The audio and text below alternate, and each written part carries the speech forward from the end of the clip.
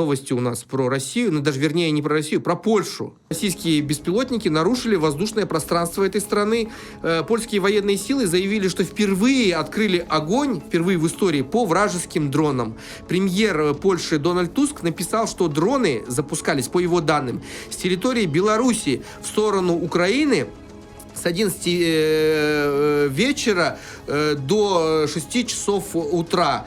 Пишут, что прилетело на территорию Польши не менее 20 дронов, сбито 7. Нарушение своего воздушного пространства польская армия уже назвала актом агрессии, обратилась в НАТО.